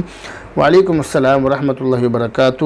اگلا کمنٹ سعد اردو اسٹیٹس کی طرف سے کہہ رہے ہیں کہ اللہ آپ کی محبت ایسے ہی بنائے رکھے، آمین ثم آمین، اللہم آمین۔ اگلا کمنٹ محمد فہیم عباسی کی طرف سے۔ سلام اور دعا کے بعد پوچھتے ہیں کہ مفتی صاحب ہمارے ایک دوست ہیں، انہوں نے اپنی بیوی کو طلاق دے کر چھوڑ دیا تھا، مگر اب انہوں نے اپنی بیوی کو دوبارہ رکھ لیا، ان سے نکاح کر لیا، اور انہوں نے کہیں سے فتویٰ بھی لیا ہے کہ 3 طلاق کے بعد بھی بغیر حلالے کے نکاح ہو جاتا ہے، اور میں نے سنا تھا کہ علماء نے فتویٰ دینا بند کر دیا تھا، تو آپ مجھے اس کے بارے میں بتلائیے۔ یاد رکھیے کہ اگر کسی شخص نے اپنی بیوی کو 3 طلاق دے دی تو ایسی صورت میں وہ عورت اس کے لیے حرام ہو جائے گی۔ ایسی صورت میں حکم یہ ہے کہ وہ عورت عدت گزارنے کے بعد آزاد ہے، وہ کسی سے بھی شادی کرے، کسی سے بھی نکاح کر سکتی ہے۔ جس شخص نے اس کو طلاق دی ہے اگر یہ اس سے نکاح کرنا چاہتا ہے تو ایسی صورت میں حکم یہ ہے کہ وہ عورت جس کسی بھی مرد سے شادی اس نے کر لی یا کرے گی، وہ عورت اس کو اپنی مرضی سے، وہ جو شخص ہے وہ اس عورت کو اپنی مرضی سے طلاق دے دے۔ اس کے بعد یہ عورت عدت گزارنے کے بعد اس پہلے والے مرد سے نکاح کر سکتی ہے، اس کو حلالہ کہتے ہیں۔ لیکن حلالے کو جیسا کہ ہمارے یہاں پر بدنام بھی کیا جاتا ہے اور غلط استعمال بھی کیا جاتا ہے اور طے کر کے حلالہ کیا جاتا ہے، متعین کر کے حلالہ کیا جاتا ہے، یہ طریقہ بالکل غلط ہے، ایسا نہیں ہے۔ اس طرح سے حلالہ کرنا گناہ حرام ہے اور اس طرح سے حلالہ کرنے والے پر لعنت فرمائی گئی ہے، اور اس طرح سے حلالہ کرنے والے کو کرائے کا سانڈ بتلایا گیا ہے۔ اس لیے حکم یہ ہے کہ جو شخص کہ جس عورت کو طلاق ہو جائے وہ عورت کسی سے بھی اپنی عدت پوری کرنے کے بعد کسی سے بھی نکاح کر سکتی ہے، اس کے لیے آزادی ہے۔ دوسری بات آپ نے کہی ہے کہ انہوں نے کہیں سے فتویٰ لیا ہے، تو اس طرح کے لوگ اور خاص کر ایک خاص فرقے سے تعلق رکھنے والے لوگ ہی اس طرح کا فتویٰ دیتے ہیں جو کہ شریعت اسلامیہ کے اور قرآن و حدیث کے بالکل خلاف ہے۔ ایسا نہیں ہے، 3 طلاق 3 ہی مانی جاتی ہیں، 3 طلاق 1 کبھی نہیں مانی جاتی۔ لیکن اگر آپ اس طرح سے کر رہے ہیں تو کرتے رہیں، علماء کا کام سمجھانے کا ہے۔ آپ اپنی بیوی کو اگر اس طرح سے رکھ رہے ہیں تو آپ اس کے ساتھ حرام کاری کر رہے ہیں، اور آخری دم تک جب تک وہ آپ کے ساتھ رہے گی پوری زندگی آپ کو حرام کاری کرنے کا گناہ ملتا رہے گا۔ تیسری بات آپ نے سوال کے اندر یہ ذکر کی ہے کہ علماء نے فتویٰ دینا بند کر دیا ہے، تو ایسا نہیں ہے، یہ غلط افواہ ہے۔ آپ اس مسئلے کو سمجھے ہی نہیں کہ علماء نے فتویٰ دینا بند کر دیا یا نہیں۔ اس کی جو حقیقت ہے وہ یہ ہے کہ جب سے اس کے بارے میں قانون بنا ہے اس وقت سے علماء 3 طلاق اگر کسی معاملے میں کسی مسئلے میں پڑ جائے، اگر کوئی آدمی اپنی بیوی کو طلاق دے دے، 3 طلاق دے دے اور طلاق واقع ہو جائیں تو ایسے فتوے زبانی تو بتلائے جاتے ہیں مگر قانونی پیچیدگیاں اور مجبوریوں کی وجہ سے لکھ کر نہیں دیے جاتے۔ یہ بات ہے، ایسا نہیں ہے کہ ہر مسئلہ کوئی بھی فتویٰ نہیں دیا جاتا، ایسا نہیں ہے، صرف 3 طلاق واقع ہونے کا فتویٰ لکھ کر نہیں دیا جاتا ہے مگر وہ زبانی بتلایا جاتا ہے۔ تو بہرحال ایسا نہیں ہے، یہ آپ کو غلط افواہ کہیں سے ملی ہے۔ اگلا کمنٹ ہے حضرت مولانا محمد سعد صاحب ویٹ کی طرف سے، کہہ رہے ہیں ماشاءاللہ بہت خوب مفتی صاحب، شکریہ جزاک اللہ خیرہ۔ اگلا کمنٹ ہے اسلم ٹیلر کی طرف سے، کہہ رہے ہیں شکریہ مفتی صاحب، اللہ آپ کو خوش رکھے، آمین آمین ثم آمین اللہم آمین۔ اگلا کمنٹ ہے قاری تصور الحسینی جھاڑون شاملی سے، سلام اور دعا کے بعد پوچھتے ہیں کہ مفتی صاحب اگر کسی نے عقیقے کے لیے حصہ لے لیا وہ کافی ہے یا الگ سے حصہ لینے پڑیں گے یا پھر کتنے حصے لینے ہوں گے تب عقیقہ ہوگا؟ اس کے لیے آپ ہماری ویڈیو دیکھیں عقیقہ مفتی خالد قاسمی، عقیقے کا طریقہ مفتی خالد قاسمی، ویڈیو سامنے آ جائے گی۔ اس کے اندر تمام ہی چیزیں بہت تفصیل سے بتلائی گئی ہیں، لیکن پھر بھی مختصراً جواب دیا جا رہا ہے کہ بڑے جانور میں حصہ لینے سے بھی عقیقہ ہو جائے گا، اس میں کوئی حرج نہیں۔ اگلا کمنٹ ہے حسان رحمان کی طرف سے، کہہ رہے ہیں ماشاءاللہ شکریہ جزاک اللہ خیرہ۔ اگلا کمنٹ ہے بوبی کی طرف سے، سلام اور دعا کے بعد بہن پوچھتی ہیں کہ عورتیں کالی، نیلی، فیروزی چوڑی پہن سکتی ہیں؟ جی ہاں، عورتیں کسی بھی کلر کی چوڑی پہن سکتی ہیں، کسی بھی طرح کی عورتیں چوڑی پہن سکتی ہیں، اور اب تو اس طرح کا معاملہ ہے کہ عورتیں جس طرح کے کپڑے پہنتی ہیں اسی کلر کی چوڑیاں پہنتی ہیں، بالکل میچنگ والا حساب چلتا ہے آج کل۔ تو عورتیں ان چیزوں پر بہت زیادہ دھیان دیتی ہیں، جیسے کپڑے، جس کلر کے کپڑے اسی کلر کی چوڑیاں، ان چیزوں کا بہت زیادہ دھیان رکھا جاتا ہے، جبکہ دین کے کام کرنے پر دھیان رکھنا چاہیے، یعنی نیک کام کرنے پر دھیان رکھنا چاہیے، اس طرح کی چیزوں میں زیادہ نہیں پڑنا چاہیے۔ اگلا کمنٹ ہے فخر الدین ادریسی کی طرف سے، سلام اور دعا کے بعد یہ بہن پوچھتی ہیں کہ مفتی صاحب کیا جماعت میں جانا حج سے بڑا راستہ ہے؟ یہ جو آپ نے سوال کیا ہے بڑا عجیب و غریب سوال ہے، اور مجھے ایسا لگتا ہے کہ آپ کے سامنے کسی نے اس چیز کو ذکر کیا ہوگا، اس لیے آپ نے اس سوال کا میرے سامنے ذکر کیا ہے۔ تو اس سوال کا جواب یہ ہے، بہت اچھی طرح سے میں آپ کو سمجھا دوں، اگر آپ نے دھیان سے میرے اس جواب کو سنا تو آپ کی سمجھ میں بہت اچھی طرح سے آ جائے گا۔ تو یاد رکھیے کہ حج کرنا فرض ہے۔ حج مذہب اسلام کے 5 ارکان میں سے ایک رکن ہے۔ مذہب اسلام کی بنیاد جن 5 چیزوں پر ہے، حج ان میں سے ایک ہے۔ اگر کسی آدمی پر، کسی شخص پر حج فرض ہو جائے اور وہ اپنی زندگی میں حج نہ کر سکے اور اسی حالت میں اس کا انتقال ہو جائے تو قیامت کے دن اس سے سوال ہوگا کہ تم پر حج فرض تھا، تم نے حج کیوں نہیں کیا؟ تو حج جن لوگوں پر فرض ہو جائے ان کے لیے حج کرنا ضروری ہے، فرض ہے۔ قرآن کریم کے اندر صاف طور سے لکھا ہے وَلِلَّهِ عَلَى النَّاسِ حِجُّ الْبَيْتِ مَنِ اسْتَطَاعَ إِلَيْهِ سَبِيلًا، یہ قرآن کریم کے 4 پارے میں لکھا ہے من استطاع الیہ سبیلا، کہ جن لوگوں کے پاس حج کرنے کی گنجائش ہے، جن کے پاس حج کرنے کی گنجائش ہے تو ایسے لوگ حج کریں۔ وَلِلَّهِ عَلَى النَّاسِ حِجُّ الْبَيْتِ، حج بیت اللہ کی جن کے پاس گنجائش ہے اللہ کے لیے وہ حج کریں، ان پر حج کرنا فرض ہے۔ اس آیت کے بعد اللہ تعالیٰ ارشاد فرماتے ہیں وَمَنْ كَفَرَ، یعنی جس نے انکار کیا، تو حج نہ کرنا یہ شریعت کی نظر میں انکار کرنا ہے، شریعت کی آیتوں کا، شریعت کی چیزوں کا، اللہ کے احکام کا انکار کرنا ہے۔ تو شریعت کی نظر میں حج نہ کرنا انکار کرنے کی طرح ہے، شریعت کی چیزوں کو جھٹلانا ہے، تو اس پر بہت سخت وعید ہیں۔ وَمَنْ كَفَرَ فَإِنَّ اللَّهَ غَنِيٌّ عَنِ الْعَالَمِينَ، اللہ تعالیٰ تمام عالموں سے، تمام جہانوں سے بے پرواہ ہے، اس کو کسی کی ضرورت نہیں ہے، وہ بالکل غنی ہے۔ اللہ تعالیٰ تمام جہانوں سے غنی ہے، بے نیاز ہے، اس کو ضرورت نہیں ہے۔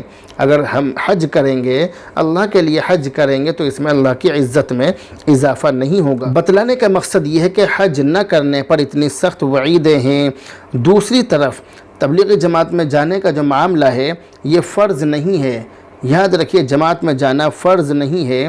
اگر کوئی آدمی اپنی پوری زندگی میں ایک مرتبہ بھی جماعت میں نہیں گیا اور اسی حالت میں اس کا انتقال ہو گیا تو اس سے قیامت کے دن اس کا حساب کتاب نہیں ہوگا، یاد رکھیے۔ اگر ایسا ہوتا، اگر قیامت کے دن اس سے حساب کتاب ہوتا تو جتنے لوگ بھی تبلیغی جماعت میں، جتنے لوگ بھی جماعت میں جائے بغیر انتقال کر رہے ہیں وہ سب کے سب گناہ گار ہوتے، مگر ایسا نہیں ہے۔ کسی بھی حدیث سے یا قرآن کریم کی کسی بھی آیت سے یہ ثابت نہیں کیا جا سکتا کہ تبلیغ میں نہ جانے پر قیامت کے دن سخت پکڑ ہوگی، ایسا نہیں ہے۔ قرآن کی کسی بھی آیت میں ایسا نہیں ہے، اور اللہ کے نبی کی کسی بھی حدیث کے اندر ایسا نہیں ہے کہ جماعت میں نہ جانے پر سخت پکڑ ہوگی، ایسا ہرگز نہیں ہے، مگر حج نہ کرنے پر پکڑ ہوگی، حج فرض ہونے کے باوجود حج نہ کرنے پر پکڑ ہوگی۔ دنیا کے اندر بھی بہت سخت، ایسے شخص کے لیے بہت سخت وعیدیں ہیں، آخرت میں بھی سخت وعیدیں ہیں۔ تو حج نہ کرنے پر تو سخت وعیدیں ہیں، لیکن جماعت میں نہ جانے پر کوئی وعید نہیں ہے۔ اگر کوئی آدمی ٹیڑھی میڑھی باتیں کر کے وعید ثابت کرے تو وہ تو الگ بات ہے، مگر ہمارے سامنے کوئی وعید ثابت نہیں کر سکتا۔ ہاں، عام آدمی کو بہلانا پھسلانا یہ آسان ہے، کسی بھی حدیث کو جماعت پر فٹ کر کے اس کو بہکایا جا سکتا ہے کہ بھئی اس حدیث کے اندر یہ بات ہے، اس کے اندر یہ بات ہے، اس طرح سے بہکایا جا سکتا ہے، لیکن ہم جیسے انسان کو کوئی بہکانا چاہے تو نہیں بہکا سکتا ہے۔ تو بہرحال بتلانے کا مقصد یہ، خلاصہ یہ ہے کہ جماعت میں نہ جانے پر کوئی پکڑ نہیں ہے، کسی بھی حدیث کے اندر کوئی پکڑ لکھی ہوئی نہیں ہے کہ جماعت میں نہیں گئے تو یہ پکڑ ہوگی، یہ ہوگا، وہ ہوگا، اس طرح کی بات نہیں ہے۔ جبکہ حج فرض ہونے کے باوجود حج نہ کرنے پر بہت سخت وعیدیں ہیں۔ تو حج جو ہے وہ بڑا راستہ ہے، تبلیغ جماعت چھوٹا راستہ ہے۔ حج بڑا راستہ ہے، حج فرض ہے، حج ارکان اسلام میں سے ہے، لیکن جماعت میں جانا یہ فرض بھی نہیں ہے اور ارکان اسلام میں سے بھی نہیں ہے۔ امید ہے کہ آپ سمجھ گئے ہوں گے اور امید ہے کہ آپ اس سے اختلاف نہیں کریں گے، امید ہے کہ آپ اس کو تبلیغ جماعت کی یا کسی بھی جماعت کی مخالفت نہیں سمجھیں گے۔ اگلا کمنٹ ہے عبدالسلام میرٹھ کی طرف سے، کہہ رہے ہیں مفتی صاحب کیا عورت غیر محرم مرد کے کپڑے دھو سکتی ہے اور کیا مشین میں کئی لوگوں کے کپڑے ایک ساتھ دھوئے جا سکتے ہیں؟ جی ہاں، عورت غیر محرم مرد کے کپڑے دھو سکتی ہے اور ایک مشین میں کئی لوگوں کے کپڑے، غیر محرم لوگوں کے کپڑے دھوئے جا سکتے ہیں، مگر اس بات کا خاص دھیان رکھیں کہ مرد کے جو اندر کے جو کپڑے ہوتے ہیں، انڈر ویئر وغیرہ، اس طرح کے کپڑے غیر محرم مرد کے عورت کو نہیں دھونے چاہیے۔ اس سے ذہن کے اندر کچھ الگ ہی فیلنگ ہوتی ہے اور الگ ہی باتیں ذہن کے اندر ہوتی ہیں، اس لیے اس سے تو بچنا چاہیے اس طرح کے کپڑے دھونے سے۔ لیکن جو اوپر کے کپڑے ہیں، ان کپڑوں کو دھونے میں کوئی حرج نہیں، ان کپڑوں کو دھو سکتی ہیں۔ اگلا کمنٹ ہے حافظ تبارک رحمانی کی طرف سے، کہہ رہے ہیں ماشاءاللہ بہت خوب مفتی صاحب، اللہ تعالیٰ مزید ترقی عطا فرمائے، آمین ثم آمین، اللہم آمین۔ اگلا کمنٹ ہے محمد جاوید ہاپوڑی کی طرف سے، کہہ رہے اللہ تعالیٰ مدرسہ جامعہ رحمانیہ عربیہ ہاپوڑ کو ہر فتنے سے محفوظ فرمائے، اللہ تعالیٰ حضرت مفتی خالد صاحب کی عمر میں برکت عطا فرمائے، آمین آمین ثم آمین، اللہم آمین۔ اگلا کمنٹ ہے ایس اسلامک ٹیوب کی طرف سے، کہہ رہے ہیں ماشاءاللہ بہت خوب، شکریہ، جزاک اللہ خیرہ۔ اگلا کمنٹ ہے ایمن جہاں کی طرف سے، کہہ رہی ہیں کہ عدت 30ویں دن گھر سے نکلنا ہے یا 31ویں دن؟ عدت میں 130 دن پورے ہونے کے بعد 31ویں دن نکلنا ہے۔ اگلا کمنٹ ہے محمد امتیاز کی طرف سے، کہہ رہے ماشاءاللہ شکریہ، جزاک اللہ خیرہ۔ اگلا کمنٹ ہے محمد حنیف کی طرف سے، کہہ رہے ماشاءاللہ اللہ آپ کی محنت کو قبول فرمائے۔ سلام اور دعا کے بعد پوچھتے ہیں کہ دودھ دیتی بکری کی قربانی ہو سکتی ہے کیا؟ جی ہاں، دودھ دینے والی جو بکری ہے، جو دودھ دے رہی ہو، اس کی قربانی ہو جائے گی، جائز ہے۔ اگلا کمنٹ انہوں نے کیا ہے کہ آیت الکرسی لکھ کر بچے کے گلے میں ڈال سکتے ہیں کیا؟ بچہ جب رات میں ڈر رہا ہو تو باندھنا جائز ہے کیا؟ آیت الکرسی کے بجائے نقش لکھ کر بچے کے گلے میں ڈال دیں، وہ زیادہ بہتر ہے۔ تیسرا سوال انہوں نے کیا ہے کہ میں کھیتی کا کام کرتا ہوں، جب زمین میں بیج ڈالیں تو کون سی دعا پڑھنی چاہیے؟ بیج ڈالتے وقت آپ بسم اللہ پڑھا کریں یا کوئی اور ذکر کیا کریں۔ چوتھا سوال کیا ہے کہ مفتی صاحب ہماری بچی کا نام دلشانہ ہے، اس کا کیا معنی ہے؟ یہ نام دلشانہ نہیں، دلشانہ ہے، بڑے شین سے دلشانہ۔ اس کے معنی ہے دلی خوشی، دل سے جو خوشی ہوتی ہے دل سے، تو یہ اس کے معنی ہے دلی خوشی۔ تو پانچواں سوال انہوں نے کیا ہے کہ قربانی کا بکرا خود ذبح کریں یا کسی عالم سے کرائیں؟ بہت سارے لوگ کہتے ہیں کہ قربانی کا بکرا عالم سے ذبح کراؤ، یہ بہتر ہے۔ قربانی کا جو جانور ہے وہ کوئی بھی ذبح کر سکتا ہے، بس صرف اس بات کا دھیان رکھیں کہ جو قربانی جو کرتے ہیں اللہ کا نام لے کر کریں، اور ذبح کرنے کا یعنی جانور کو لٹانے کا طریقہ، ذبح کرنے کا طریقہ، یہ تمام چیزیں آنی چاہیے انسان کو، یہ تمام چیزیں اس کو معلوم ہو تو وہ ذبح کر سکتا ہے، کوئی بھی ذبح کر سکتا ہے۔ لیکن اگر عالم ذبح کرے تو اور اچھی بات ہے، وہ اور بہت ساری دعائیں پڑھیں گے، تو عالم کرے تو زیادہ بہتر ہے، لیکن عام آدمی بھی کر سکتا ہے۔ چھٹا سوال انہوں نے کیا ہے کہ مفتی صاحب عید الاضحیٰ کے دن تکبیر تشریق کتنے دن پڑھنی چاہیے؟ تکبیر تشریق 9 ذی الحجہ کی فجر سے 13 ذی الحجہ کی عصر تک، یعنی عید الاضحیٰ سے ایک دن پہلے والا جو ہوتا ہے، جو یعنی کل عید الاضحیٰ مثال کے طور پر، تو آج فجر سے لے کر عید الاضحیٰ کے چوتھے دن کی عصر تک، یہ 5 دن ہیں، ان 5 دنوں میں تکبیر تشریق پڑھی جائے گی۔ اگلا کمنٹ ہے حبیبہ بنت رفیق کی طرف سے، کہہ رہی ہیں ماشاءاللہ شکریہ جزاک اللہ خیرہ۔ اگلا کمنٹ ہے صاحب عالم سعید کی طرف سے، کہہ رہے ہیں مفتی صاحب میں ولیمے کے بارے میں نے اس لیے پوچھا تھا کہ ہم نے بعض گاؤں میں دیکھا ہے کہ خواتین کے پردے کی وجہ سے ان کے گھروں میں ولیمے کا کھانا بھیج دیتے ہیں، جس کی وجہ سے باہر نکلنے کی نوبت نہیں پڑتی۔ عورتوں کے لیے شادی وغیرہ میں یا ولیمے میں یا کسی بھی پروگرام میں کھانا ان کے گھروں میں بھیجا جائے تو یہ زیادہ اچھی بات ہے، چاہے ولیمے کا کھانا ہو یا کوئی سا بھی کھانا ہو، ان کے لیے ان کے گھروں میں ہی بھیج دیا جائے، زیادہ بہتر ہے، کیونکہ اس میں پردے کا زیادہ اہتمام ہوتا ہے۔ عورتیں پردے کی حالت میں اپنے گھروں میں تسلی سے کھانا کھا لیں گی، بے پردگی بھی اس میں نہیں ہوگی، جبکہ شادی بیاہوں کے اندر ولیمے میں اور ان تمام پروگرام میں بہت زیادہ بے پردگی ہوتی ہے۔ عورتیں بہت زیادہ بے پردگی کے ساتھ میں کھانا کھاتی ہیں، بے پردگی کے ساتھ میں رہتی ہیں، اس لیے ان کے گھروں میں ہی کھانا بھیج دیا جائے، زیادہ بہتر ہے۔ اگلا کمنٹ ہے بوبی کی طرف سے، سلام اور دعا کے بعد پوچھتی ہیں کہ مفتی صاحب کھانے پینے کی گرم چیزوں پر پھونک کر کھانا کیسا ہے؟ گرم کھانے کو ٹھنڈا کرنے کے لیے اس پر پھونک مارنا یہ صحیح نہیں، اچھی بات نہیں ہے۔ اس سے بعض مرتبہ جو کیٹانو ہوتے ہیں وہ کھانے میں چلے جاتے ہیں، اس لیے اور پھر وہ پریشانی کا سبب بنتے ہیں۔ اس لیے اس حکم یہ ہے، بہتر یہ ہے کہ آدمی کھانے میں پھونک مار کر اس کو ٹھنڈا نہ کرے، بلکہ اس کو ایسے ہی رہنے دے۔ اس کے بعد جب وہ ٹھنڈا ہوگا، اس کے بعد اس کو یعنی کھانے کے حساب سے جب وہ ٹھنڈا سا ہو جائے اس کو کھا لیں، پھر کوئی اس میں حرج نہیں ہے۔ اگلا کمنٹ ہے کاشف خان کی طرف سے، انہوں نے اجگر کے متعلق ایک بظاہر کافی ڈراؤنا خواب دیکھا ہے، خواب کو میں نے تسلی سے پڑھ لیا، مگر یہ خواب ڈرنے والی بات نہیں۔ اس خواب کے اندر اس کی تعبیر یہ ہے کہ آپ بہت جلد اپنے دشمن پر غالب آ جاؤ گے انشاءاللہ تعالی۔ اگلا کمنٹ ہے فخر الدین ادریسی کی طرف سے، ایک بہن کہہ رہی ماشاءاللہ اللہ تمام علماء کی عمر میں برکت عطا فرمائے، آمین ثم آمین اللہم آمین۔ اگلا کمنٹ ہے مسرور تیاگی کی طرف سے، سلام اور دعا اور خیریت وغیرہ کے بعد کہتے ہیں کہ زمین پر لون اٹھانا، اس کا سود بھی دینا ہو تو یہ گناہ ہے یا نہیں؟ یاد رکھیے کہ سودی قرض لینا نص قطعی سے بالکل حرام ہے۔ رسول اللہ صلی اللہ علیہ وسلم نے سود لینے والے، سود دینے والے، سود لکھنے والے اور سود کی گواہی دینے والے ان تمام لوگوں پر لعنت فرمائی اور ان تمام کاموں پر بھی لعنت فرمائی ہے۔ اس لیے سودی قرض لینے سے بہرحال بچنا چاہیے، سودی قرض لینے سے حتی الامکان بچنے کی کوشش کرنی چاہیے۔ اگلا کمنٹ ہے شمیم اختر کی طرف سے، کہہ رہے ماشاءاللہ اللہ آپ کو سلامت رکھے، آمین ثم آمین اللہم آمین۔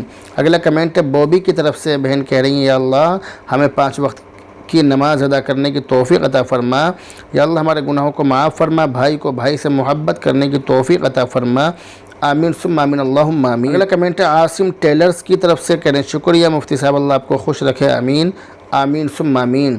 اگلا کمنٹ ہے محمد یونس بہار سے، سلام اور دعا کے بعد پوچھتے ہیں کہ مفتی صاحب میرے بہت زیادہ گیس بنتا ہے، اس کا کوئی علاج بتا دیجئے۔ گیس اور تیزاب کا بہت بہترین علاج ہمارے چینل پر موجود ہے، آپ لکھیں گیس کا علاج مفتی خالد قاسمی، آپ کے سامنے ویڈیو آ جائے گی، اس کے اندر گیس کے اور تیزاب کے جلن کے بہت ہی اچھے 2 علاج بتلائے گئے ہیں۔ اگلا کمنٹ ہے محمد نعمان ضیاء ہریدواری کی طرف سے، یہ کہہ رہے ہیں السلام علیکم ورحمۃ اللہ وبرکاتہ، کیا فرماتے ہیں علماء کرام مفتیان عظام مسائل ذیل کے بارے میں؟ ایک شخص کے 3 اولاد ہیں، یعنی لڑکے شادی شدہ ہیں اور تینوں الگ الگ کماتے بھی ہیں اور اپنے والدین کے ساتھ ہی گھر کا چولہا بھی اکٹھا چلتا ہے، کھان پان بھی ایک دسترخوان پر اکٹھا ہے اور گھر میں چوری کی بجلی استعمال ہوتی ہے، اور ان میں سے ایک لڑکا کسی جگہ مسجد میں امامت کرتا ہے اور ہفتے میں صرف اور صرف 2-3 مرتبہ گھر پر آتے ہیں، چونکہ گھر چوری کی بجلی استعمال ہوتی ہے، وہ بھی گھر پر آ کر بجلی استعمال میں شمار ہوتے ہیں۔ کیا ان کی امامت صحیح ہے یا آیا ان کے پیچھے نماز ہو جائے گی یا نہیں؟ مسئلے کی وضاحت مطلوب ہے، قرآن و حدیث کی روشنی میں بتلائیں محمد نعمان۔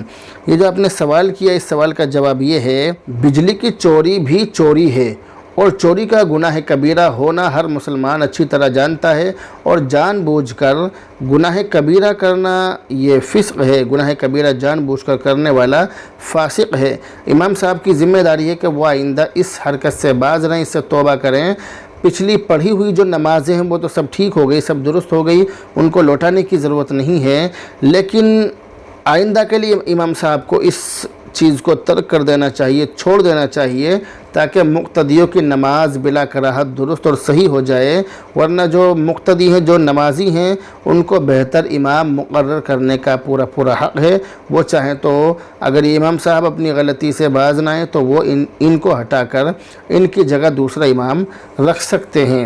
اگلا کمنٹ ہے شیخ نوید موانہ کی طرف سے، سلام اور دعا کے بعد پوچھتے ہیں کہ حضرت کیا زکوٰۃ کے پیسے اپنی بہن کو دے سکتے ہیں؟ بہن بہت غریب ہے، ان کے شوہر کا کام ہلکا ہے۔ بہن کو زکوٰۃ دینا جائز ہے، اور بہن کو زکوٰۃ دینے پر دوہرا اجر ملے گا، زکوٰۃ دینے کا ثواب اور ہمدردی کرنے کا ثواب۔ لیکن بہن کو یا کسی کو بھی زکوٰۃ دینے سے پہلے پوری جانچ پڑتال کرنا اور تمام چیزوں کا دھیان رکھنا، یہ خیال کرنا کہ ان پر زکوٰۃ فرض تو نہیں ہے، یعنی زکوٰۃ لینے کے حقدار ہیں یا نہیں، ان تمام چیزوں کا خیال رکھنا بہت زیادہ ضروری ہے۔ کمنٹ محمد حنیف کی طرف سے، سلام اور دعا کے بعد پوچھتے ہیں کہ اگر کسی غیر مسلم بھائی کا انتقال ہوتا ہے اور ہم اس کے گھر جائیں تو اس کے گھر چائے پینا کیسا ہے؟ غیر مسلم کے گھر کا کھانا پینا جائز ہے، اگر اس کی کمائی حلال ہے تو کھا سکتے ہیں، کوئی حرج نہیں ہے۔ لیکن اگر انتقال پر کسی کے گھر ہم جائیں تو اگر وہ جو چائے وغیرہ پی جا رہی ہے، جو پلائی جا رہی ہے، اگر وہ 10واں تیجا 40واں اس طرح کی چیزوں کی اس طرح کا معاملہ ہو تو پھر اس سے بچنا چاہیے، وہ جائز نہیں ہے۔ لیکن اگر وہ مہمانداری کے طور پر پلا رہے ہیں تو پھر جائز ہے، پھر کوئی حرج نہیں ہے۔ اگلا کمنٹ ایڈیٹنگ اسٹوڈیو کی طرف سے، کہہ رہے ہیں ماشاء اللہ، شکریہ، جزاک اللہ خیرہ۔ اگلا کمنٹ حبیبہ بنت رفیق کی طرف سے، کہہ رہی ہیں آپ نے صحیح بات بتلائی ہے حضرت، آج کل سب چلی چلائی بات کو لے کر پریشان رہتے ہیں، اللہ ہم سب کو صحیح بات سیکھنے کی توفیق دے، آمین ثم آمین، اللہم آمین۔ مفتی صاحب میری امی کے لیے دعا کیجئے، میری امی ہمیشہ بیمار رہتی ہیں، نام حبیبہ خاتون، کولکاتہ سے۔ میری دعا ہے کہ اللہ رب العزت آپ کی جو والدہ محترمہ ہیں ان کو شفاء کاملہ عاجلہ مستمرہ دائمہ نصیب فرمائے، صحت کاملہ اللہ تعالیٰ ان کو نصیب فرمائے۔ اگلا کمنٹ احمد معراج کی طرف سے، کہہ رہے ہیں مولانا صاحب ہمارا کھانا کھانے کے بعد ہلکی جلن اور پیٹ پھولا ہوا رہتا ہے، اس کے بارے میں بتائیے۔ اس کے بارے میں ہماری ویڈیو چینل پر موجود ہے، گیس کا علاج مفتی خالد قاسمی، اس نام سے آپ سرچ کریں، انشاءاللہ تعالی ویڈیو سامنے آ جائے گی۔ اگلا کمنٹ صاحب عالم سعید کی طرف سے، سلام اور دعا کے بعد پوچھتے ہیں کہ ایک مسلمان بھائی کی گوشت کی دکان ہے، وہ جب بھی بکرے وغیرہ ذبح کرتا ہے تو خون کو ایک برتن میں جمع کر کے رکھ لیتا ہے اور وہ جمنے کے بعد کسی کافر کو بیچ کر پیسے جمع کرتا ہے اور وہ بعد میں پیسے کسی غریب کو دے دیتا ہے، کیا یہ طریقہ جائز ہے؟ اس طرح کا صدقہ قابل قبول ہے یا نہیں؟ بکرے کا خون یا کسی بھی جانور کا خون جس طرح پینا حرام ہے، اسی طرح اس کا بیچنا بھی حرام ہے۔ قرآن کریم کے اندر لکھا ہے وَيُحِلُّ لَهُمُ الطَّيِّبَاتُ وَيُحَرِّمُ عَلَيْهِمُ الْخَبَائِثَ۔ قرآن و حدیث کی روشنی میں اور قرآن و حدیث سے یہ ثابت ہوتا ہے کہ خون حرام ہے، جو اجزاء جانور کے جو اجزاء حرام ہیں خون ان میں سے ایک ہے، اس لیے خون پینا، خون بیچنا یہ بالکل حرام ہے، ناجائز ہے، اس سے بچنا چاہیے۔ اگلا اور آخری کمنٹ ہے قاری تصور الحسینی جھاڑون شاملی کی طرف سے، انہوں نے سوال کیا ہے کہ کسی کا بچہ گود لینا کیسا ہے؟ اگر ہم اپنے بھائی کا بچہ گود لیں اور اس ڈر کی وجہ سے اس کو لکھوا لیں کہ کل کو اس کی نیت خراب ہو جائے گی تو وہ ہم سے بچہ واپس لے لے گا، تو ایسا کرنا کیسا ہے؟ یہ جو آپ نے سوال کیا اس کا جواب یہ ہے کہ اس طرح سے لکھوانا یا اس کو اپنا نام دینا، بچے کو دوسرے کے بچے کو اپنا نام دینا یہ بالکل غلط ہے، حرام ہے، ناجائز ہے۔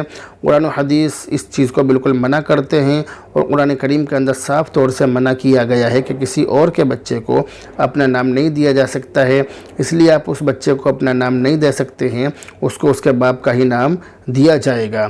بہرحال مجھے امید ہے کہ تمام مسائل آپ کی سمجھ میں آ گئے ہوں گے، تو اس ویڈیو کے اندر آپ کے سوالوں کا جواب آ گئے ہوں گے۔ اگر آپ کے سوالوں کا جواب آ گئے ہیں تو آپ کمنٹ کر کے ہمیں ضرور بتائیں۔